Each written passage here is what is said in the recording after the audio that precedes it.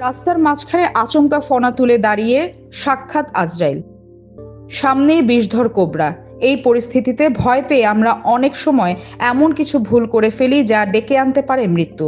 অজান্তেই সেই এক মারাত্মক ভুল করলেই সব শেষ। আজ আমাদের বিশেষ প্রতিবেদনে আমরা জানাবো কোবরার মুখোমুখি হলে ঠিক কি করবেন আর কি করবেন না। হঠাৎ সাপের সামনে পড়ে গেলে আমাদের প্রথম কাজ হলো আতঙ্কিত না হওয়া। বিশেষজ্ঞরা বলছেন কোবরা দেখলে কখনোই পুরোপুরি পিছনে ঘুরে দৌড় দেবেন না। এটাই সেই মারাত্মক ভুল। বরং সাপের দিকে নজর রেখে ধীরে ধীরে উল্টো দিকে সরে যান। এতে আপনি বুঝতে পারবেন সাপটি আপনার দিকে আসছে কিনা, আর সাপটিও নিজেকে নিরাপদ মনে করে সরে যাওয়ার সুযোগ পাবে। মনে রাখবেন কোবরা অত্যন্ত দ্রুত আক্রমণ করতে পারে, তাই সর্বদা কয়েক মিটার নিরাপদ দূরত্ব বজায় রাখুন। সাপটি শান্ত দেখালেও কাছে যাওয়ার ঝুঁকি নেবেন না। দেখার বা ছবি তোলার শখ থাকলে মোবাইল জুম বা দূরবীন ব্যবহার করুন, তবুও কাছে যাবেন না।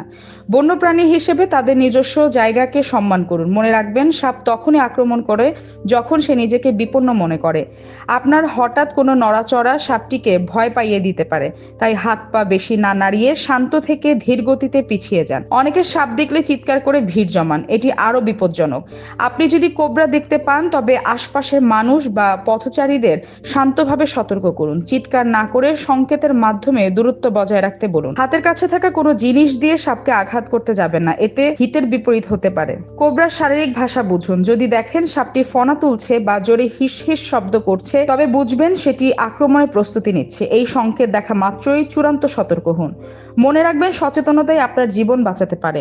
পথে ঘাটে কোবরা দেখলে আতঙ্কিত না হয়ে এই নিয়মগুলো মেনে চলুন। নিরাপদে থাকুন, অন্যকেও নিরাপদ রাখুন।